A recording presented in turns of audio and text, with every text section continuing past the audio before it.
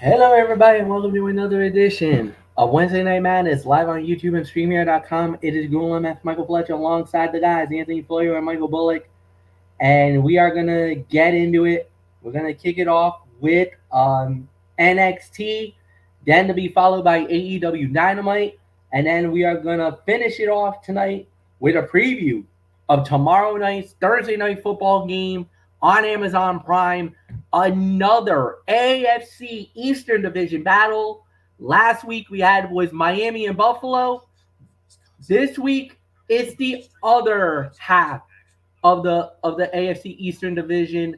The New England Patriots and the New York Jets will have that preview for you guys later tonight. So, till then, we start off with NXT. The penultimate before they do the jump to the CW. And we started it off with a promo that was done as well. Yeah, so it basically started off with a promo segment between the two men for the NXT title, as it was Trick Williams, interrupted by All Ego Ethan Page. And of course, later on in the evening, Ava made the announcement that they were going to do a contract signing. So we will just move right on along. First fight of the night, as it was a women's tag match. Lara Valkyria of Monday Night Raw and her partner Tatum Paxley goes up against Wendy Chu and TNA Knockout Rosemary. When it was all said and done, winners of the bout in 9 minutes and 53 seconds was Tatum Paxley and Lara Valkyria. A good match, solid opener, a very good battle. I would probably say about 2.5, close to 3 stars for the match. It got ample time, almost 10 minutes, 9:53. So we can't complain about the lack of time. So it was actually a fairly good matchup, a solid fight. Nothing more to say. Anthony Floyer, what's yours? Well, I'll tell you, MF. Lyra Valkyria and Tatum Paxley have always had tag team chemistry, and WWE would be smart to keep booking them together. While the Valkyrie should remain a fixture on Raw, first and foremost, she has more story left to tell with the Gold brand. Wendy Chu has lost some steam as of late, and she will need to make some kind of change to come off as menacing again. It may come at the expense of Rosemary, who has yet to play any role other than veteran enabler in NXT. And that's all there really is to say on that. So I would give this in excess of 3, teetering on 3.25 for this effort. A solid first in-ring match of the night. So not much more to say. Yep, right on cue. Mr. NXT, Michael Bullock, your thoughts on this opener here? Yeah, it was a solid 3-star match. This was... I like this tandem of Tatum Paxley and Lyra Valkyria, even though, like you said, Valkyria should be featured more on Raw, but to see her still make an appearance on NXT, I thought was pretty good. So, there's really nothing more for me to add on to it, so let's move on, Fletch. Unfortunately, we do have a cutout here, as it was Alexander Hammerstone going one-on-one with Tony D'Angelo. Hammerstone winning the match in 2 minutes and 55 seconds. Obviously, like I said, I'll call cutout. The next actual matchup. All right, this is a debate. So, Eddie Thorpe versus Ashanti the Adonis. Eddie Thorpe wins the match in 3 minutes and 28 seconds. Guys, what are you feeling? Cutout? Move on? Like, where do you stand? All right. Move on. Pass on the short matches. We'll only get into relevant stuff here, so we can keep the action going. All right, very well. Well, here's relevant. CM Punk comes out, cutting a promo, interrupted by Roxanne Perez, and was also interrupted by Julia. And basically, Anthony Florio, as you can say, Punk was just being Punk, having a good time, loving the NXT crowd, and then Roxanne went there, and Papa got mad. Let's say that. you can make an argument this was the segment of the night, but I'm going to be honest. As great as the segment was, there are some things I do need to call out here. I got to be, unfortunately, the man who tells it like it is on a little bit of this. So, you know what that right. means, folks? Constructive criticism. Constructive criticism. Yeah, that's exactly right, Bullock. You're right. Well, to set it all up, Roxanne Perez interrupted CM Punk to tell him that she realized she should have been a Drew McIntyre fan. And she was angry at him for supporting Julia. And then the beautiful Insanity arrived to confront the Prodigy and remind her that she had 2 weeks left. And then Punk stopped Perez from attacking Julia from behind. Okay. This went too long, with the crowd a little uncertain on how to react as it progressed. But CM Punk is always a confident promo and helped Roxanne cut one of her better promos. And while she did not say much, Julia sounds strong on the mic, especially for someone still learning English. It helps that Perez has sold her fear of her opponent clearly in every interaction. The main problem was that nothing truly happened in this segment. CM Punk promised to make an announcement, but ultimately just stood there as Roxanne Perez and Julia nearly got into it early. This would play out later in the night with that contract signing. So I'm not gonna go too far into that. But it is a shame that NXT has stacked the NXT premiere so heavily that Roxanne Perez versus Julia is competing with Ethan Page versus Trick Williams. But there is real excitement building for what these two women can do together. And the crowd was unsurprisingly louder for CM Punk than anyone else last night. CM Punk admitted that he watched NXT in the Performance Center crowd while he was rehabbing, and he listed potential future rivals, including Lexis King, Carmelo Hayes, Ethan Page, Braun Breaker, and Javon Evans. Even the crowd found Lexis King's inclusion on the list odd, as do I, but And Roxanne Perez admitted she was a big fan of CM Punk, but preferred his wife, AJ Lee. And CM Punk said he could appreciate a quote-unquote overconfident champion and understood the chip on her shoulder. The segment had flaws, but I still think it was the segment of the night, mainly because of that interaction with CM Punk and Roxanne Perez. Something we've been waiting to see in ring outside of those YouTube videos that they did mainly back in January with Cora Jade and the whole nine. So great segment. So not much more to say. Bullock, yes, it was the segment of the night, but it didn't have, but not without its flaws. Yeah, I mean, it did have some flaws, but there really wasn't that much. Because look who was in the ring, CM Punk, and you know how he is when he's on the mic. I mean, and the interaction with him and Roxanne Perez was something. And yeah, I mean, she did say she was a fan. I mean, she said she was happy that he came back at Survivor Series, but now saying that she's a Drew McIntyre supporter. Yeah, I guess we know who she's supporting in that Hell in a Cell match.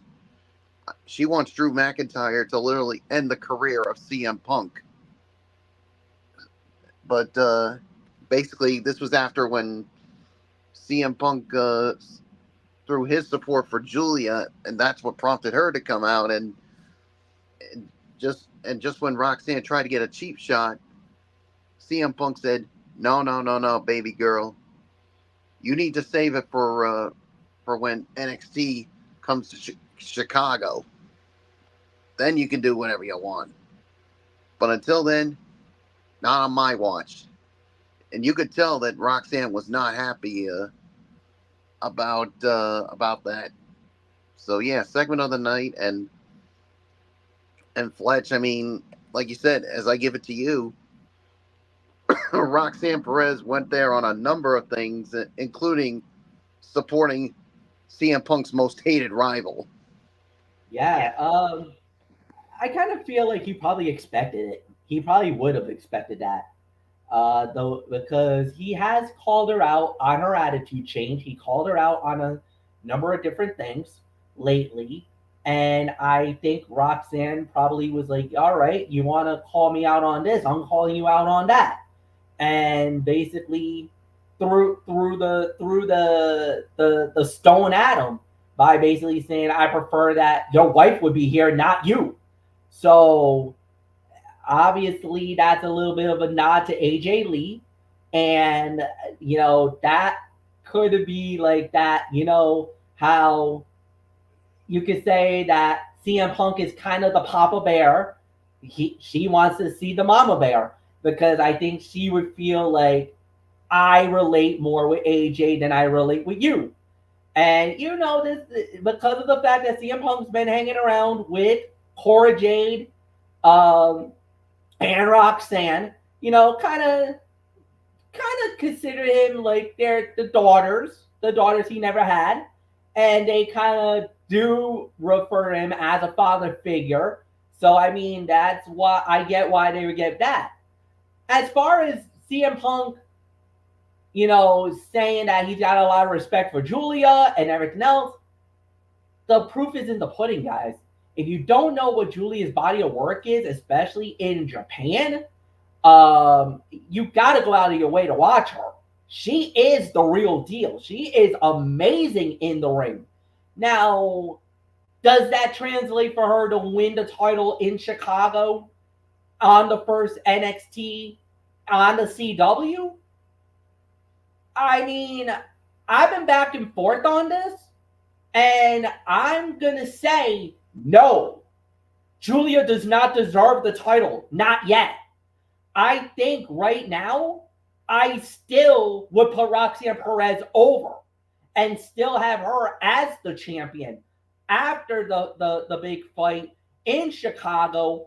The only reason why Julia would win the title is if Roxanne is heading to the main roster.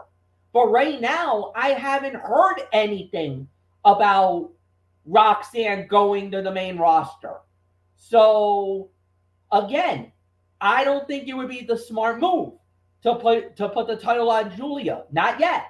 I would make her chase for the title and then give her that infamous push that once it does happen, like Halloween Havoc, then I would pull the trigger and give the title to Julia and then have Roxanne on her way to the main roster. So just my thoughts alone.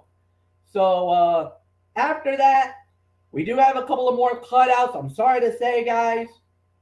Next up, we did have was Tavion Heights and Miles Bourne going up against Javon Evans and Cedric Alexander. And it was actually Javon Evans and Cedric Alexander winning the match in 10 minutes and 38 seconds. Who'll lead off on this? I do. All right, Bullock, it's yours. Yeah. Excuse me. I thought this was a solid match here. I mean, I would say 3.25, maybe teetering on 3.5 here. A nice win for Javon Evans and Cedric Alexander. But Earl MF, Javon Evans got quite the surprise because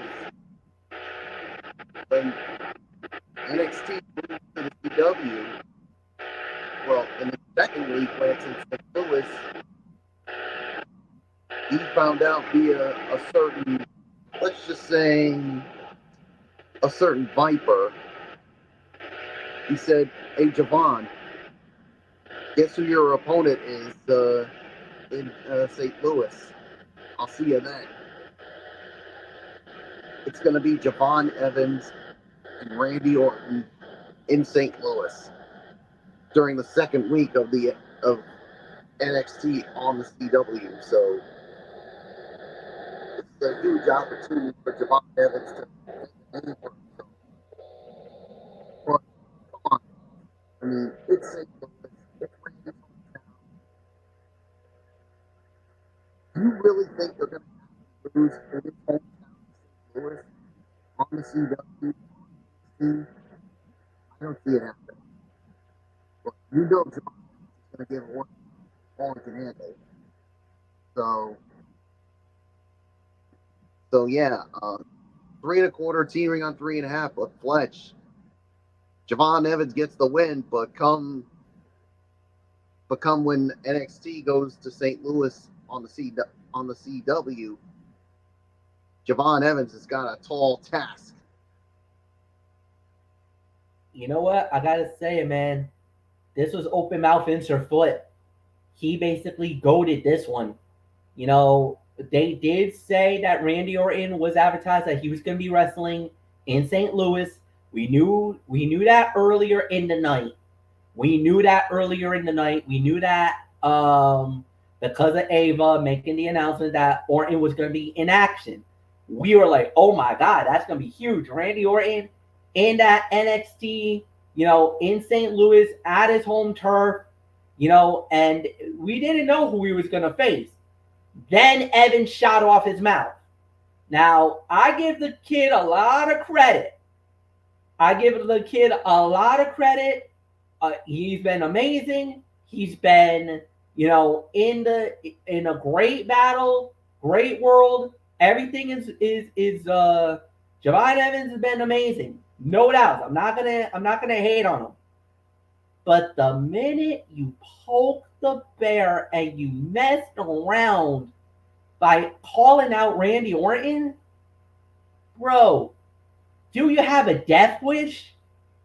Do you know who you're facing? Do I need to break it down?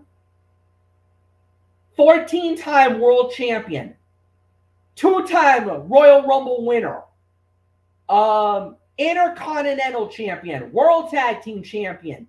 He's done it all in the world of professional wrestling. They call him the Apex Predator. They call him the Viper. They call him the Legend Killer for nothing. And he could drop you with the 3 most devastating letters in WWE today, which is the RKO. Now, you got a springboard cutter that is very reminiscent of the RKO, and I think Randy would appreciate that. But you try to pull a stunt like that, you try to do a springboard cutter on Orton, who knows? You might end up as a victim of the RKO. Who knows? We might have a highlight reel RKO in St. Louis on NXT when it hits the CW. I guess in the immortal words of Arn Anderson, be careful what you wish for. You got it. Anthony Florio, is all yours. What was that time? 10:50 what? 10:53. All right. After Kalani Jordan and Ren Sinclair exchanged strikes outside the ring, Cedric Alexander hit Miles Bone with a lumbar check, followed by Javon Evans, connecting with that springboard corner corkscrew splash for the win. WWE can teach talent many things in the Performance Center. Presence is something wrestlers have to find for themselves. Tavion Heights found that in Pro Wrestling Noah. He walked strong and worked stronger in his first match back from Japan. Even Javon Evans looked like he was out of league when Tavion Heights was on offense. However, NXT may not quite know what he can be, as he is still stuck backing up a no-quarter catch crew that cannot string together 2 straight wins. The match itself was easily the strongest of the night, where everyone got a moment to shine. It is just a shame that NQCC can't build credibility as a unit. And what happened here is that Charlie Dempsey told Ren Sinclair to step up, and she interrupted Kalani Jordan's warning to Fatal Influence and slapped her. And as as the guys mentioned, Javon Evans asked General Manager Ava for a match in St. Louis on October the 8th, and then Randy Orton took to his Twitter, and announced that he would face the young OG. Oh boy, oh boy, oh boy, oh boy. I don't know what else there is to say on that. I mean, MF pretty much ran down the resume. WWE champion, World Heavyweight champion, Intercontinental champion. Let's not forget, a former United States Heavyweight champion at one time. Yep. And multi-time tag team champion. two-time winner of the Royal Rumble match in 2009 and 2017. And, of course, in 2013, a former Mr. Money in the Bank with one of the most infamous cash-ins of all time at SummerSlam that year. We all remember that. But point is, he's a future first ballot Hall of Famer. There is no doubt about that. He's going to get his keys to the Hall of Fame one of these days, whenever he's ready to hang it up. But while it is very highly unlikely that Javon Evans is going to win that match because, you know, it's in St. Louis, and it's Orton's hometown, then there's no way they would have Orton do the job for, you know, one of the best young talents in NXT today, and a young man that we're all very high on. I know I'm high on him, but if by some miracle of God that Javon Evans gets over on Randy Orton, there is nothing left to say except it would be the biggest upset in wrestling history. One of the biggest upsets. To not only beat a guy the caliber of a Randy Orton, but to also do it in his hometown. I mean, that would be something. But man, you wanted a hot sell for October 8th. You got one. Randy Orton, Javon Evans, the ultimate old school versus new school. Let's go. Can't wait to see it. So 3 1/4, 3.5 stars. I could easily call this the fight of the night. So there isn't anything else left to say except that we had quite a few cutouts here, and that's what this brand has been notorious for over the last few years. I think what it is I think they're basically trying to coast through because I think they're setting us up for that monster show coming up. So I think they're just trying to tie up some loose ends more than anything else. But here's the reason why we're talking about that. Brooks Jensen had a squash fight, won his match in 2 minutes and 38 seconds. Then after that, we had Lola Vice and JC Jane. Lola Vice winning her match in 2 minutes and 29 seconds, which did lead us to the main event of the evening, which was the contract signing for the NXT Championship match between All Ego Ethan Page and Trick Williams. But there was also a surprise. United States Olympian gold medal winner from the Team USA basketball and Indiana Pacer, Tyrese Halliburton, in the house. Yeah, he got booed. He was not welcome because you know you're in Orlando. That means Magic Country. So you kind of, but he did play the heel pretty well. I got to give him that. Give him props for that. But after that, you know, the next thing that we did have was CM Punk showed up. And Punk basically is like, well, when you guys get to Chicago, I got something for you. I'm going to be the special guest referee for the NXT Championship fight. Okay, here we go. So he was saying it too. Punk was putting over both men, saying that this match is going to be so influential for the direction of NXT down the line. What era are we going to get? Are we going to be still in the All Ego era? Or will we revert back to the Whoop That Trick era as the flagship bearer for the black and gold brand, I should say, of NXT going into this new era, going into the CW starting October 1. I guess we'll find out because, boys, we got ourselves a hell of a main event now that Punk has inserted himself. But remember, this is the go home. This would be right around the same week as we're going to have Hell in a Cell. Or I should say, the Hell in a Cell match at Bad Blood that's going down in Atlanta that very weekend. As a matter of fact, at the end of the week on that Saturday. So something tells me we also might have a Scottish Warrior might be popping up at some point in that championship fight because I don't think Punk is going to make it to the end. Something tells me Drew might show up And as a matter of fact, I'll even go one further. I think Drew might show up on the behest of his new bestie, Roxanne Perez. Add a little spice to that thing. Because the last time Drew was in Chicago, I think we all remember that night. CM Punk was left in a pool of his own blood in Chicago, thanks to Drew McIntyre, if we all remember that. Nothing more to say, Anthony Florio, it is all yours. All right. The pacing of this segment took up more time than needed, but the goal was achieved. Ethan Page versus Trick Williams for the NXT Championship with CM Punk as the special guest referee was established as the biggest match NXT could possibly deliver for the CW premiere on October 1. It will be up to Trick and Old Ego to make up for their lackluster outing at Battleground and deliver in front of a passionate Chicago crowd. Ava has 2 assistants in Robert Stone and Stevie Turner, but still needed Tyrese Halliburton to play enforcer for this contract signing. Something needs to change in NXT's authority figure structure based on recent actions.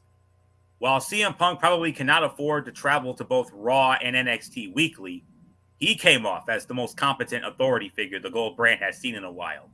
He might be the answer to its struggles on that front. Even with that said, though, it would have been better to make CM Punk the special guest enforcer for the match. Perhaps even the whole night. This match did not need a unique referee, especially only weeks removed from Ethan Page versus Joe Henry at NXT No Mercy at the start of this month. Like MF said, the crowd in Orlando did not like Tyrese Halliburton and did not accept Trick Williams trying to talk him up. Halliburton did not come off as a real threat to either man in the ring and struggled to cut a confident promo to start. And CM Punk joined the crowd in chanting, "Let them fight. Let them fight." So, another one of the segments of the night for me. I would say second best segment of the night for me. So, not much more to say on that. So, Mr. NXT, Mr. Bullock, how's that for a main event for your CW premiere on October 1 in the IWC capital of the world, Chicago, Illinois? Yeah, and then you throw CM Punk as the special guest referee for the match. You know, you could expect definitely some craziness with this. So, yeah, so we'll just wait and see what happens with this. So, yeah, it was the second best segment of the night. So you guys pretty much said everything. So let's get into our overall thoughts on this edition of NXT, which I hate to say it was a back to reality edition. Yeah, it certainly was. And Anthony Florio, you lead off on that back to reality edition. Yeah. If I had to put a letter grade on this show, it would be C-. That's what it would be. But since we go by number ratings, I got to go probably around 6, maybe 6.5. It was a chaotic night for NXT, but the brand did not accomplish much more than hyping what was already promised for the CW premiere on October 1. In particular, Trick Williams versus Ethan Page for the NXT Championship with CM Punk as the referee was established as the match that mattered most, bringing out both CM Punk and Tyrese Halliburton for the build. Despite all of that, it was just Ethan Page who was needed to sell this match. He continued to feign confidence while building up his challenger. Nothing more is needed before October 1 to sell this bout. Roxanne Perez versus Julia for the NXT Women's Championship got a long segment, but mostly stayed in place in terms of hype. Hopefully something as big is planned for next week's show to sell that equally important match for the CW premiere. The hype is also building for the St. Louis show on October 8, which was more of an obvious priority for the rest of the show's card, though that is still a work in progress. The rest of the show delivered some fine but rushed action. Javon Evans and Cedric Alexander versus Tavion Heights and Miles Bourne was the only exception, outworking its spot on the card. I mean, we only had 2 good matches on this show. Mm-hmm. That tag team match with Evans and Alexander versus Heights and Bourne, and the women's tag with Lyra Valkyria and Tana Paxley against Wendy Chu and Rosemary. Those were the only 2 good matches. All the other matches, I thought we were watching an episode of 2.0 from 3 years ago or something. or an episode of Level Up, because that's almost as similar to a Level Up episode if you really think about it. Anthony, you know that better than anybody else. You're kind of Port Authority on Level Up, and that's why that show only airs for like 20 to 30 minutes on the Peacock. So yeah. But anyways, in closing, NXT has created some solid foundations for deeper stories, but it's time to jumpstart more angles beyond the world title scenes and stop devaluing heel factions and QCC. So this is in excess of 6, maybe 6.5, somewhere in that neighborhood. So not much more to say. Last night's show, and who knows about next week's show. Next week's show might be a little bit better, but all eyes are on October 1. That's where the big money is. So I don't know what to feel about next week's show, but we'll see soon enough. We'll see how that all plays out. So it's a 6 to 6.5. What was that, MF? I say you kind of hope that they'll do something good, because this is going to be the swan song for NXT on USA. Remember, yes, this is going to be their last episode. So you kind of hope that they give them, a proper send-off, to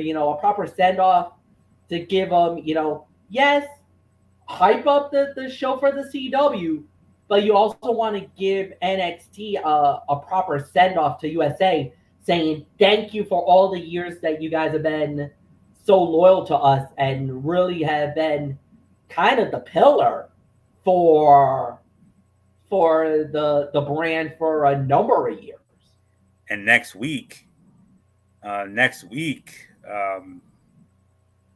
mean, they're having some sort of there's going to be some sort of a press conference, from what I heard, from what I could surmise here, reading in my notes here. I'm just looking for the setup. Oh yeah. Well, next week could be a little bit better. I mean, you got the Grayson Waller effect. Grayson Waller returns to NXT, and his guests will be the NXT Tag Team Champions, Axiom and Nathan Frazier. We also have a press conference for the CW debut, Ridge Holland versus Riley Osborne, and Kalani Jordan versus Ren Sinclair for the North American Championship, the Women's North American Championship. So we'll wait and see on that. But this was 6, right around the 6.5 threshold. So not much more to say. Michael Bullock, ass show last night.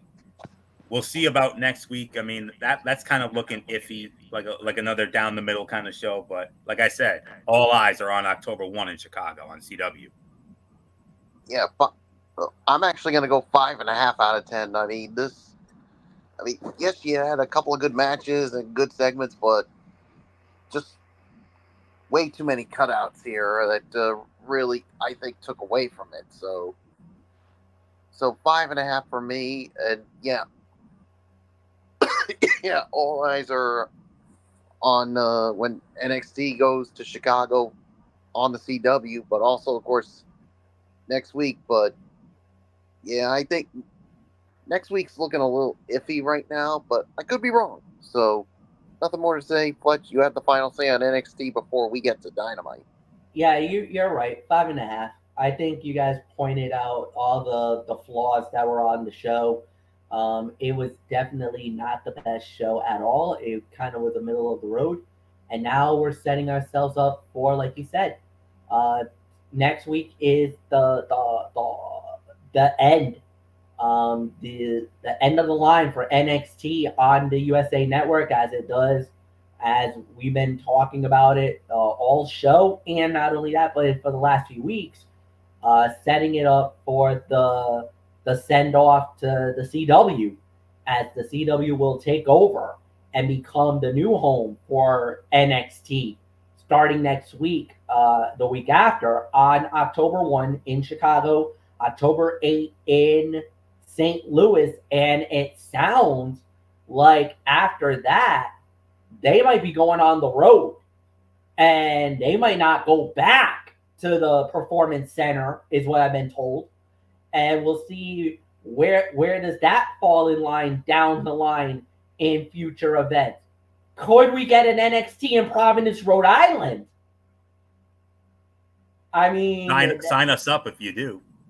Yeah, I mean, if we get an NXT in Providence, Bullock, I hope you got money because it's on you, kid. You're the one paying the moolah for that one, for that show.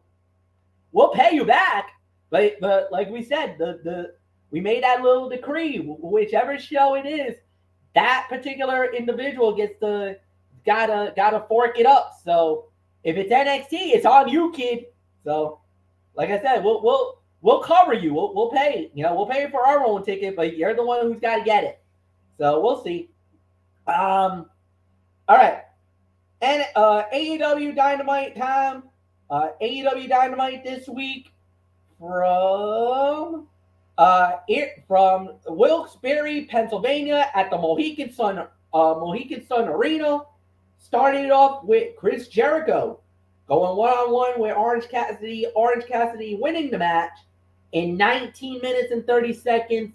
Great way to start the show.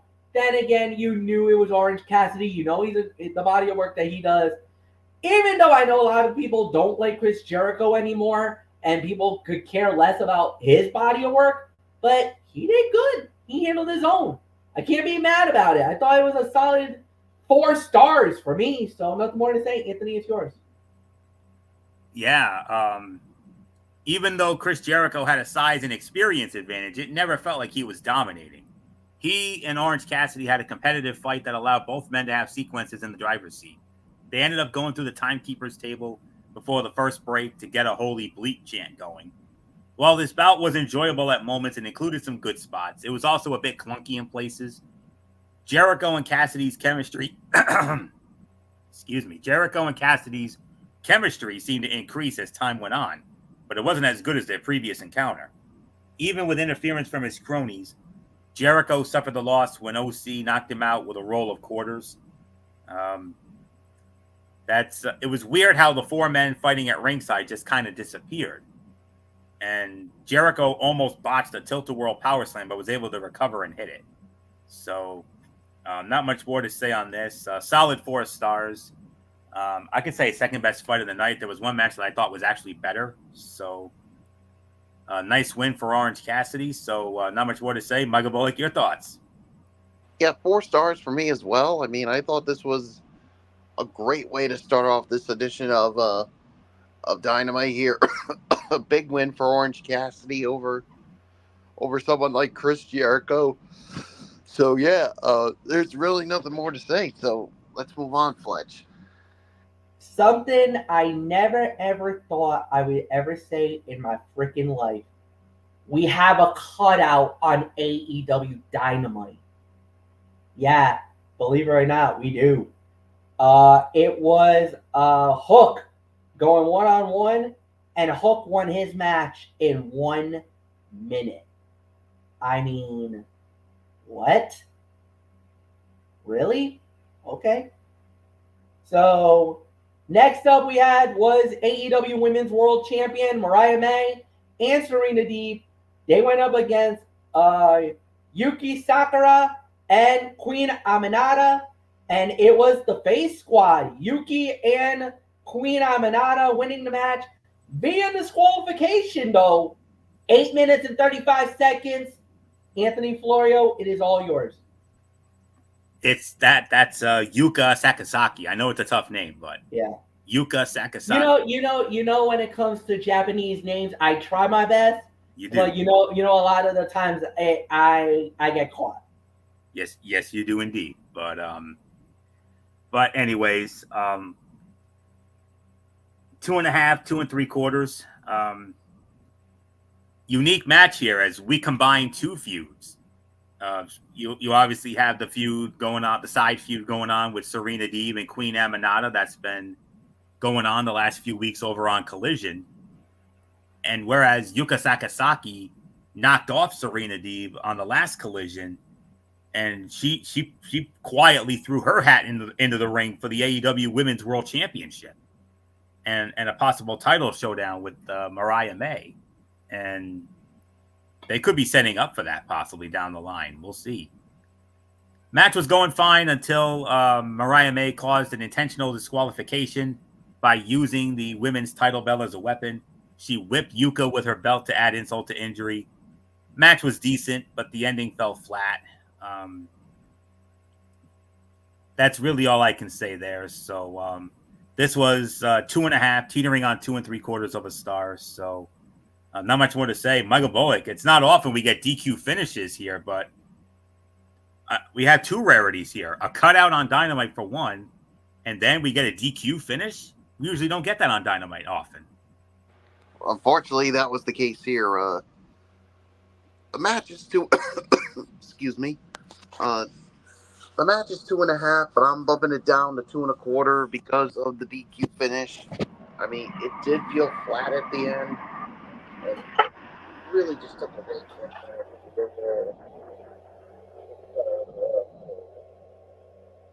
Yeah, so there's really nothing but.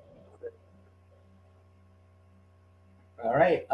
Didn't really know if you were all set or not. You kind of cut it out there on this Bullock. I don't know what's going on. Hey? Yeah, you actually because you kind of went away for a second. I don't know. I don't know if it was your connection or something, but it sounded like your mic had dropped on us. I don't know. Well, can you hear me? No, you're good now. No, you're loud and clear. That's weird. Because that's the second time tonight that's happened. Because it happened once earlier in the evening when you were covering NXT. You kind of faded out on us. I don't know, Anthony. I think you can agree because I don't know if it was my say it, but yeah, say it, but he's right. Yeah, it sounded like you faded out on us for a minute. You're or good two. Now.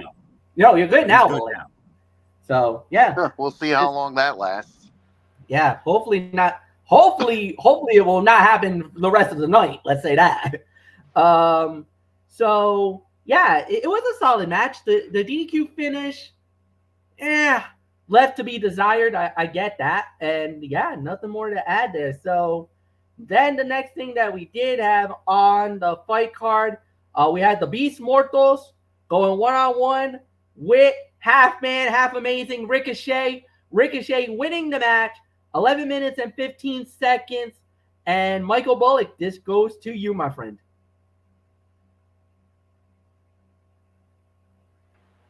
Yeah, I thought it was a really good match here. I'll give this about maybe 3.5 here for the effort here. I mean, Ricochet continues to impress us, of course, since coming to AEW and faced a formidable foe in the Beast Mortos. So, yeah, so there's really nothing more for me to say on it. So it's yours, Fletch.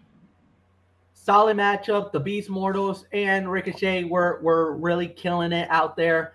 Yes, it's a 3 to 3 1/4 star matchup, but the bigger announcement is that, ladies and gentlemen, we're going to get it. You've been wanting it. The world's been wanting it. And now it's going to happen. Will Ospreay versus Ricochet for the international title. Sometime down the line, it's going to happen. 2 weeks. In 2 weeks? Dynamite, the 5th-year anniversary of Dynamite. Wow. And all I'm going to say is buckle up. Get ready.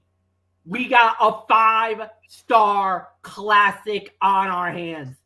If anybody knows these two men in the ring, and I've seen them do this a couple of times already, this is going to be insane.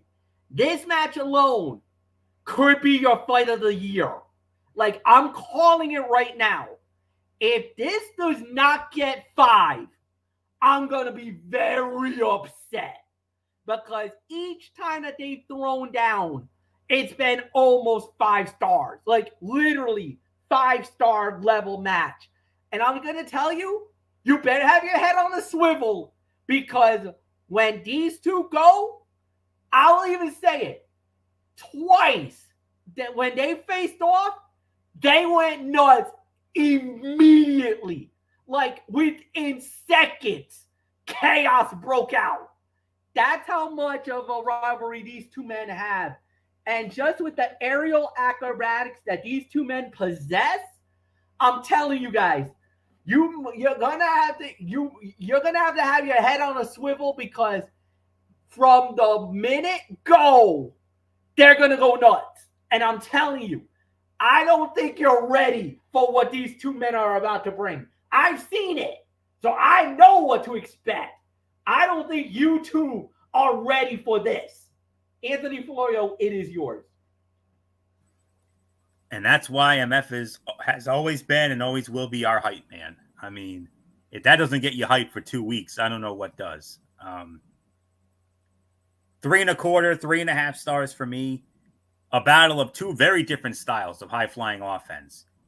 Ricochet seems to float when he jumps, while the Beast Mortos likes throwing his entire body at his opponent. They blended their styles together seamlessly to put on an incredibly fun bout. The show had been uneven at best up to this point, but this match woke up the crowd and got everyone cheering for every big spot they landed. After some close 2 counts from both men, Ricochet scored a predictable but hard-fought win. And Ricochet probably flips more times a week than the average person does in a lifetime. I mean, you wonder why we call him half man, half amazing. Well, MF does anyway. But like I said, this was a 3.25, 3.5 star match. And 2 weeks from tonight, Wednesday night, October 2nd, as part of the 5-year anniversary edition of AEW Dynamite, 5 years to the day when the show premiered on TNT in I believe it was in Washington, D.C. I mean, yeah. Will Ospreay, Ricochet, International Championship. Man, that is going to be something. I mean, as I always say, that match is going to be big fun. But as the kids are saying nowadays, that's going to be cinema. It is going to be absolute cinema. And we're all here for it, man. We're all here for it. 2 weeks cannot get here fast enough. So, University of Pittsburgh, brace yourselves. You folks are going to be in for one wild night. Wink, wink. So, not much more to say. 3.25, 3.5 stars. Third best fight of the night. And if there's nothing else, MF, I believe it's main event time. A highly anticipated 6-man main event. Yes, indeed. And it was Okada and the Young Bucks going up against Will Ospreay, Kyle Fletcher, and Konosuke Takeshita. And when it was all said and done, it was Ospreay, Fletcher, and Takeshita winning the match 21 minutes and 5 seconds. All right, I'll call it fight of the night. Holy freaking crap, this was insane. But hey, it was a great matchup, big win, and yeah, I gotta say, at least 4.25, a solid 4.25 stars. I'm not gonna go any more higher, but I'll give it 4.25. I thought they did a really good job with this. Great action, great body of work, and yeah, there's really nothing more to say. So, Anthony Florio, is yours. Fight of the night, 4.25, teetering on 4.5. Okada and Ospreay ended up in the ring together earlier than expected, but Takeshita was a little upset when Ospreay didn't tag him in. Both teams had some great multi-man spots sprinkled into the bout, but Will Ospreay and Konosuke Takeshita stood out the most for their performances. The show went into overtime to make this more than 20 minutes, so everyone had time to shine. And after a couple of false finishes, Kyle Fletcher pinned Nick Jackson to get the win. When Okada shoved Ospreay, it looked like Ospreay's head legit smacked Takeshita in the mouth. And that was one of the real standout spots for me. So 4.25, teetering on 4.5. Fight of the night for me. Not much more to say. Michael Bullock, your thoughts on the main event? Yeah, 4.25, 4.5. Fight of the night. No doubt about it. I mean, you guys pretty much covered everything on it. So overall thoughts time. All right, and it actually goes to Anthony Florio. So Florio, you lead off. Yeah. While tonight's Dynamite probably looks good on paper, it was a very uneven episode with some weird booking decisions in addition to a few technical issues. Ricochet and the Beast Mortos, their aerial antics made for an exciting bout, which was sorely needed after a first hour that was weaker than expected. Chris Jericho and Orange Cassidy's match, while great, did not live up to their previous encounter. The women's tag match ending in a disqualification felt unnecessary, and Hook's squash match was shorter than his entrance. The main event trios bout was, for me, the fight of the night, and some may even like the trios match more, and that's how close it was. It was between that match and the Ricochet and Mortos match. This episode had its upside, but it was not one of Dynamite's best, all-time best. So this was probably in excess of maybe 7.5. So not much more to say. Michael Bullock, your thoughts on tonight's Dynamite? Yeah, 7 to 7.5 for me as well. Fletch, you got the final say before we preview Thursday Night Football. Yep, 7.5. Nothing more to say on that one, guys. It is indeed time for the Thursday Night Football game of the week on Amazon Prime. And this time, we're going to MetLife Stadium. Yes, we're going to the Meadowlands, as we're going to East Rutherford, New Jersey for this one, as it will be the New England Patriots, who are currently 1-1 on the season. They go up against 1-1, the New York Jets.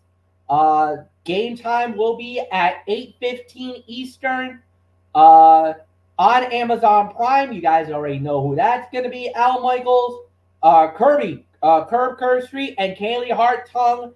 They will be covering the game for you guys on the, I guess you could say, the TV side or the streaming side of it. For all you guys on Westwood One that wants to watch the game, either via the Sirius XM app on the NFL radio app, or on Westwood One, wherever you have Westwood One radio stations throughout the United States, Iron Eagle and Tony Baselli will be doing the game. The New York Jets are currently 6-point favorites, with the over-under right now at 38.5 for this game. So, the way you're going to have to break this down, it goes like this. The Jets coming off a big win, beating the Tennessee Titans 24-17. And some people may say that it was a fine performance. Some people thought that, the Jets were very fortunate to get the win. At the end of the day, they did handle their business. Aaron Rodgers wasn't really spectacular. If you think about the numbers, he was very pedestrian. 18 of 30, 176 yards with 2 touchdowns in the game. Breece Hall had 14 carries for 62 yards. And Garrett Wilson, a pedestrian day, with 4 catches for 57 yards.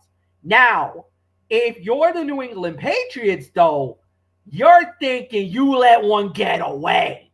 You had the game almost surefire victory.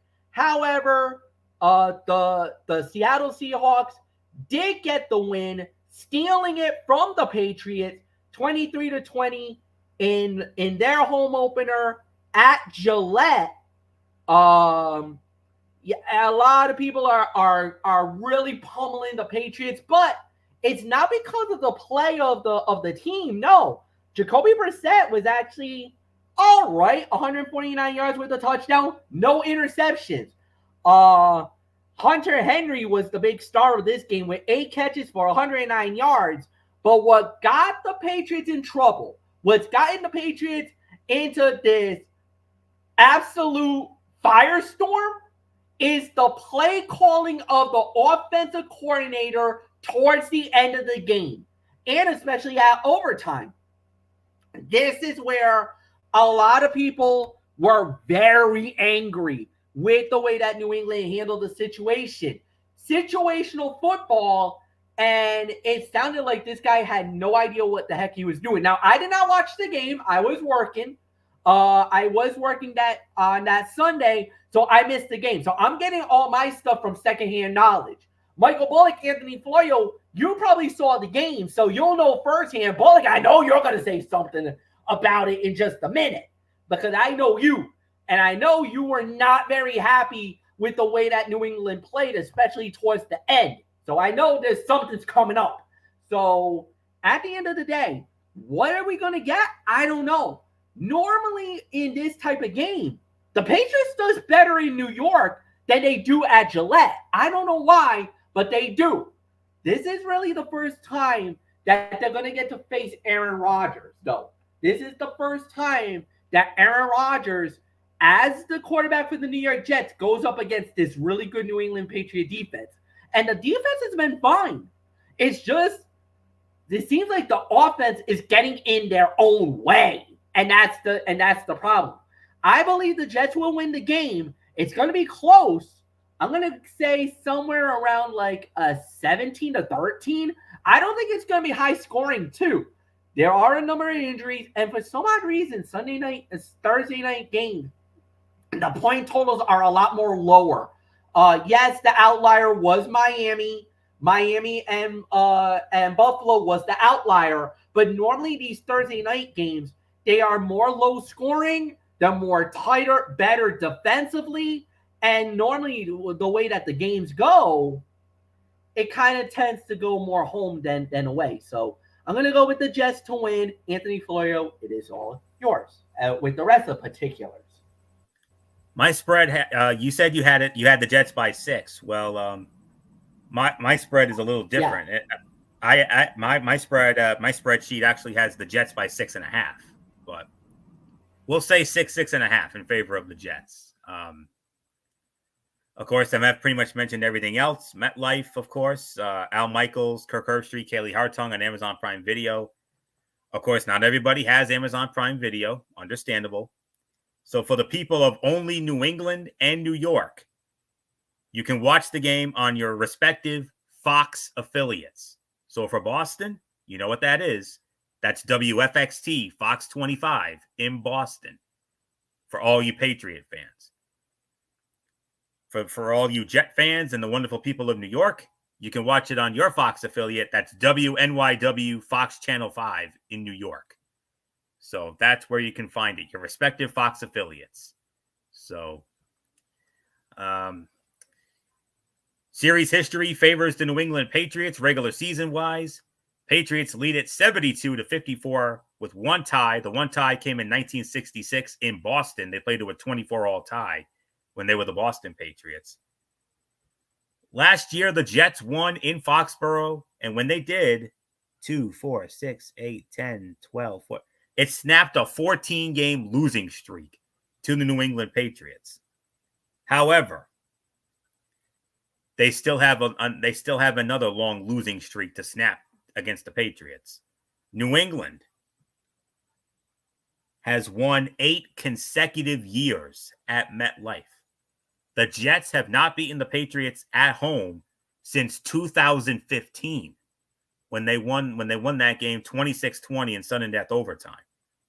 Every year since 2016, the New England Patriots have walked out of MetLife Stadium with a win. So that's definitely something encouraging for Bullock there. All right. Like MF mentioned, this is the other half of the AFC East division rivalry for Thursday Night Football after my Buffalo Bills smashed MF's Miami Dolphins last week. The Jets got their first full game Aaron Rodgers win out of the way with their formula of running, defense, and a few timely pass plays. They should open things up a little more in the passing game with rising trust in the wide receivers, and the Patriots likely focusing most on containing Breece Hall. The Jets defense can rip into a compressed, non-diverse Jacoby Brissett-led offense. Another AFC East divisional rivalry comes to Thursday Night Football. The Jets are balanced on offense as Aaron Rodgers continues to settle in, but they are struggling in run defense. New England will favor a run-heavy attack around Ramondre Stevenson to keep it close, but Jacoby Brissett is going to have to take some risks on the road. The Jets have not won a home game against the Patriots since 2015, but I'm sorry, Bullock, I think that changes tomorrow night. I, too, am going with the New York Jets. I think it's going to be a little more higher scoring than MF has it, but I'm still going with the Jets nonetheless. I'm going to go 24-20. The New York Jets defeat the New England Patriots in what should be a solid game tomorrow night. It's our number 5 game of the week on our side of the ledger. MF, I got the full list for you after the show. So I've already figured out the our side of the ledger when it comes to the games of the week. So this one is definitely number 5 as far as I'm concerned. So 24-20, the Jets over the Patriots. So not much more to say, nothing left to say, except it's only fitting that Mr. Patriot himself, Michael Bullock, takes it home. So take us home, Bullock. Yeah, like you said, and the thing that really killed them last week was not just the play calling, but the clock management. That's what really killed the Patriots in that loss to the Seattle Seahawks. So they need to do a better job of that if they want to have a chance of possibly beating this New York Jets team. So yeah, the Jets coming off of their win. So, and who knows what you could expect from Aaron Rodgers in this game. So unfortunately, I'm going to have to go with the Jets as well. I mean, I hope New England can pull it off, but in reality, it's the home opener for the Jets. Aaron Rodgers, he's been looking forward to playing in the home opener since what happened last year. So, Jets win. Fletch, let's put a ball on it. All right, and that's indeed what we're going to do. We're done. We're out of here, folks. So tomorrow night is College Football Thursday, hosted by Anthony Florio. We got some good games coming in, but Anthony, we all know the big one. A massive game that we would normally see in the Rose Bowl on January 1, but because they're now stablemates in their own conference, we get a bonus game. We get a game that normally we would see in Pasadena, but this time we get to see it in the big house in Michigan. USC, Michigan Wolverines. Oh my God, I'm salivating over that game. I'm going to give you even more reason to salivate. It's the Big Ten on CBS, baby. Oh yeah. Brad Nessler, Gary Danielson, Jenny Dell. Finally, you got an exciting game on your hands. They got the marquee one, folks. They got a big one. But you're thinking, that's it? Oh, no, there's more. All right, I looked at everything. First off, MF, what time for tomorrow night? 10:30, by the way. 10:30, okay. So 10:30 tomorrow night. Tone 25, we got the Week 4 edition of TXN Sports World College Football Thursday. A total of 18 games on the docket, 1 Friday night game, and 17 Saturday games, but the Friday one, I'm going to go as far as to call it the sleeper game of the week. Number 22 Nebraska at home against number 24 Illinois. There's a sleeper matchup.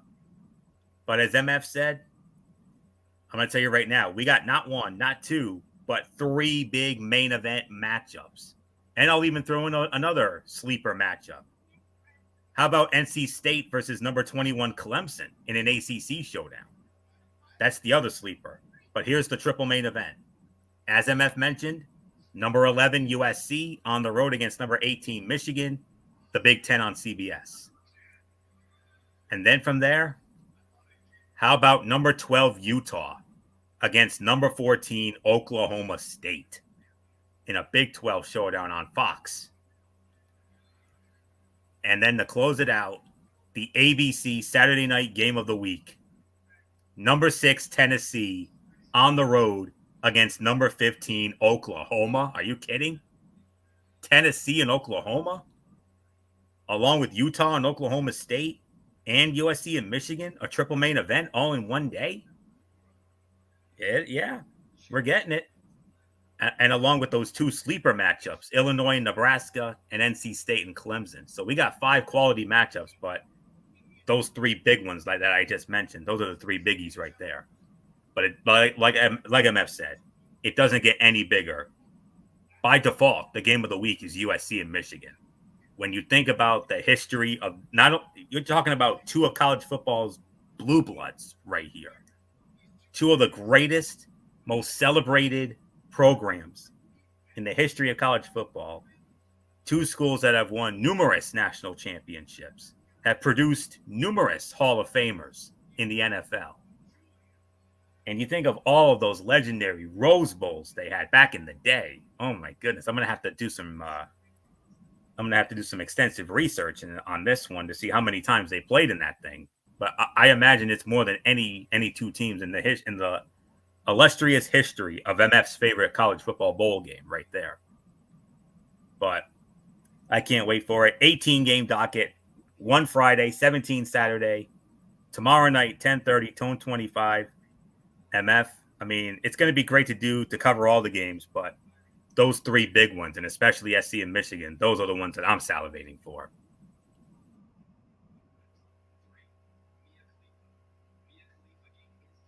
So there isn't anything else left to say except MF, take us home and set us up with the rest of the future content, if you would. Rest of the future content goes like this. Friday night is NFL Friday. We cover the recap of the Jets and Patriots, set you up on all the remaining games of week number 3 in the NFL. Saturday is the return of the Cerebral Smack Talk in its proper time. 10:30 Eastern on that show as well. We got SmackDown Live. We will have AEW Collision. Well, I will be covering AEW Collision, and I do believe there is also an MLW show. I'll be recapping that for you guys as well. So with that said, then we do it all over again Monday night with Ridiculously Raw, hosted by Anthony Floyer. So until then, for Anthony Floyer, for Michael Bullock, I am Michael Fletcher. Have a good night, everybody, and we'll see you all tomorrow night.